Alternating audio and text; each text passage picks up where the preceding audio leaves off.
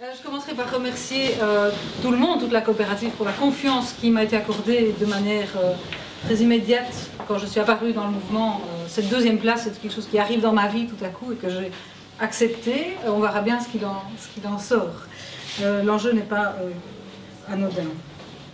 Voilà, je vais vous parler en structurant ce que je veux dire à partir de 3 questions d'enfants qui m'ont été posées dans les dernières semaines.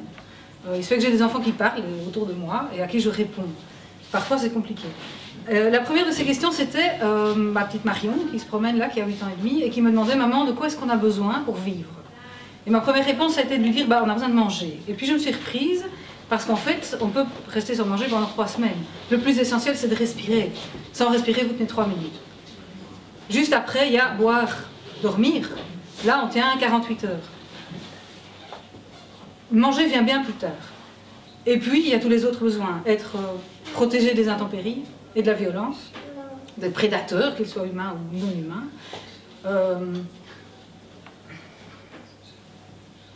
Je veux le dire dans l'ordre alors que je pourrais le dire dans le désordre, c'est pas grave. Être en lien avec les autres, évidemment. Jouer, apprendre, qu'on soit un enfant ou qu'on soit un adulte. Les adultes aussi ont besoin de jouer et d'apprendre. Et puis je finirai par aimer et être aimé en toute liberté, dans l'espace public aussi. Voilà, ça ce sont des besoins alimentaires et ils sont communs à tous les Liégeois, à tous les citoyens, à tous les humains du monde. Ce sont des besoins alimentaires qu'il faut pouvoir rencontrer, qu'il faut pouvoir gérer en commun. Voilà, la commune étant le premier niveau d'organisation politique, en tout cas jusqu'à ce que Vega obtienne des conseils de quartier élus, là on changera de niveau. Je crois que les problématiques à gérer pour une commune sont très faciles à identifier. Il faut veiller à la qualité de l'air, de l'eau, de l'alimentation des citoyens, veiller à avoir une offre suffisante de logements de qualité pour tout le monde, veiller à avoir des lieux de formation qui sont émancipants pour tout le monde, quels que soient les âges, veiller enfin à avoir des espaces publics qui soient accessibles, qui soient sains, qui soient paisibles et qui soient beaux. Vous connaissez ou vous découvrez le bilan de Vega, vous connaissez ou vous découvrez le programme de Vega. Il ne vous aura donc pas échappé que la coopérative a défendu des propositions concrètes dans chacun de ces domaines durant les 6 dernières années et qu'elle en formule bien d'autres pour les 6 prochaines années. Parce que veiller à ce besoin vitaux commun à tous les citoyens, en commençant toujours par les plus démunis, c'est ce que nous voulons faire chez Vega, c'est ce que nous avons fait et c'est ce que nous continuerons à faire. Mais plus encore que d'organiser une vigilance et une action politique dans ces matières, l'enjeu pour Vega aujourd'hui est peut-être encore plus de prouver qu'il est possible, nécessaire mais possible, de relancer la machinerie de la démocratie représentative, en repartant de la base qui sont les citoyens. Et donc j'entends par citoyens toutes celles, tous ceux qui respirent dans la cité, qu'ils y passent 1 heure, 1 an, une décennie ou toute une vie. Et je dis bien relancer la machine, et pas changer radicalement le système. Car j'ai la conviction que l'essentiel de cette machine représentative est encore bien là. Elle est à notre disposition, elle attend seulement qu'on s'en serve correctement. Il y a des espaces, il y a des processus consultatifs, délibératifs, décisionnels, qui sont en place à presque tous les niveaux, depuis les conseils communaux jusqu'au gouvernement et au Parlement fédéral. Il manque les conseils de quartier, on en reparlera. Le fonctionnement de ces processus et de ces espaces est défini légalement. Les calendriers de mobilisation de ces espaces et de ces processus sont, dans l'ensemble, respectés. Autrement dit, pour reprendre un terme informatique, parce que je suis tombée dedans quand j'étais petite, le hardware de la démocratie représentative n'a pas disparu. Ce qui manque apparemment, c'est la volonté de l'activer, ou c'est la connexion entre les citoyens et les premiers rouages de cette machinerie. Comment expliquer que ce rouage a disparu? Comme le rappelait Julien Dohet tout à l'heure, dans la conférence consacrée au partage du pouvoir au niveau local, il y a encore quelques décennies, la société belge était organisée en 3 grands groupes sociaux, grosso modo les cathos, les socialistes, les libéraux, et chaque groupe disposait de ses propres structures pour organiser la vie de ses membres, de la naissance jusqu'à la mort, et même après la mort.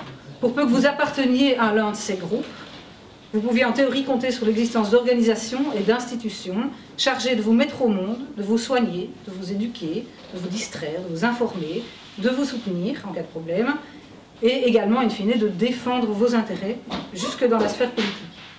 Le tout conformément à un certain nombre de valeurs, plus ou moins explicites, qu'il fallait respecter, sinon sincèrement, du moins en apparence. Cette structuration-là de la société avait certainement des avantages.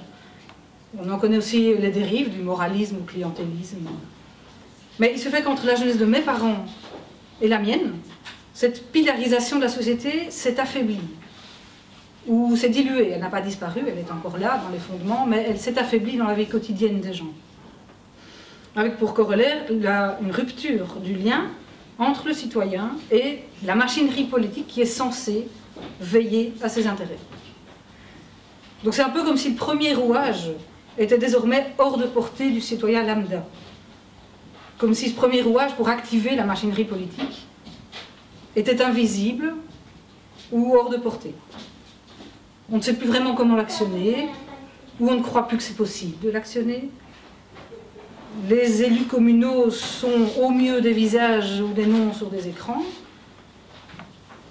Aux yeux du plus grand nombre, ce sont des politiciens qui travaillent surtout à huis clos, qui sont visibles surtout en période électorale, qui sont sans doute guidés par des intérêts privés. Les solliciter, c'est difficile ou c'est inutile, même, voire c'est suspect. C'est ce qui était relevé dans un groupe de travail tout à l'heure. Et donc il est absolument urgent de rétablir cette connexion entre le citoyen et la chose politique. Et puisque les identités des citoyens sont plus mouvantes qu'hier, puisque les idéologies se sont essoufflées, puisque les communautés se démultiplient à l'intérieur de la société, puisque la pilarisation traditionnelle est donc obsolète, il faut absolument identifier les objets qui permettent aujourd'hui de rassembler des citoyens autour de problématiques qu'ils souhaitent gérer en commun.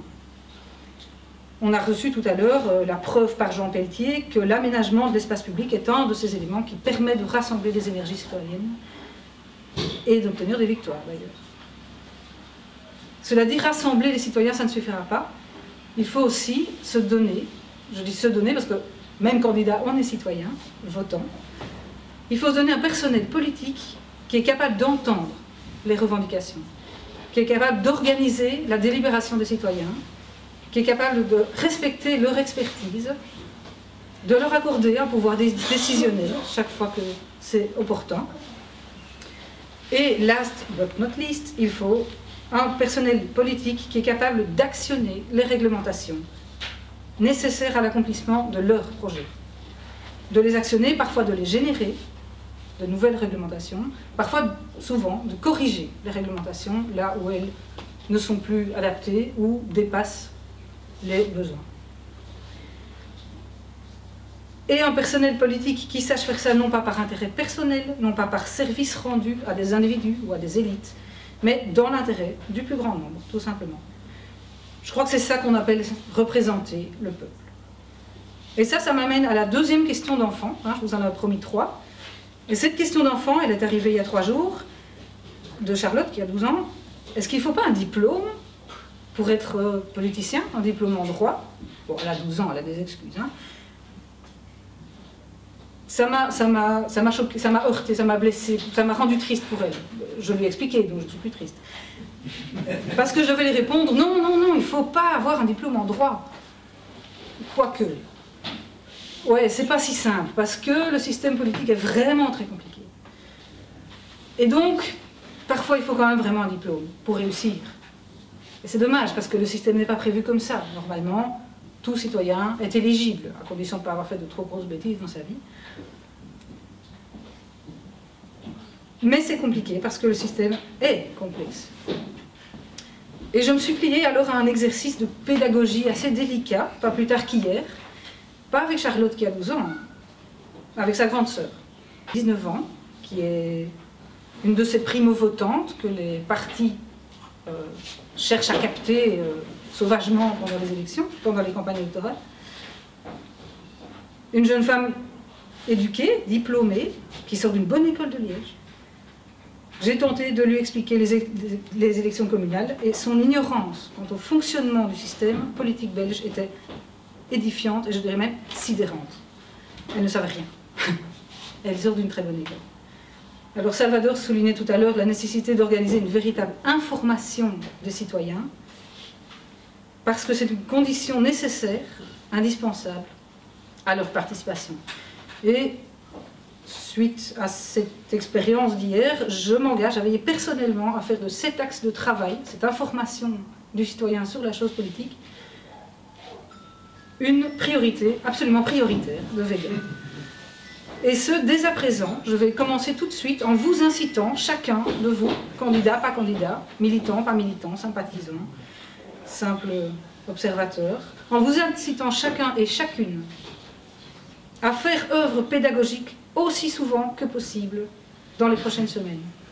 Expliquer les élections, expliquer le conseil communal, expliquer les partis politiques, expliquez-les surtout avec les jeunes, avec les enfants, et surtout à portée de voix de leurs parents. Vous verrez qu'ils seront aussi très très attentifs.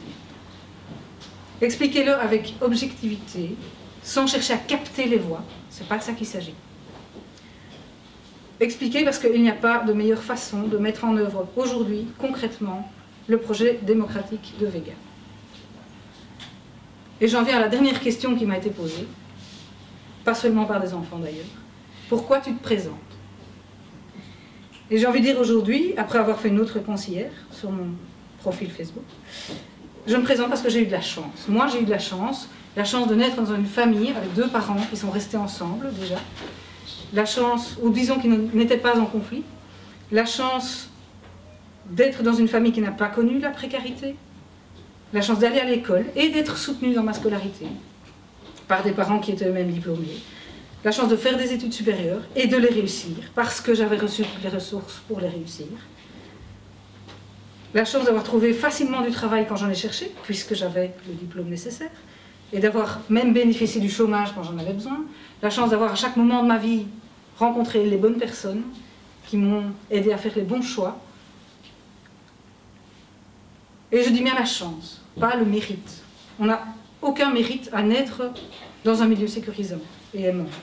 Il n'y en a pas beaucoup de mérite à réussir quand toutes les ressources pour réussir nous ont été offertes par des parents présents et aimants.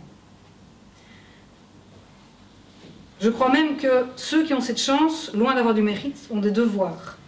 Le devoir de se mettre au service des autres, le devoir d'employer ses compétences et ses ressources qu'ils ont héritées au bénéfice du plus grand nombre, en commençant par les plus démunis.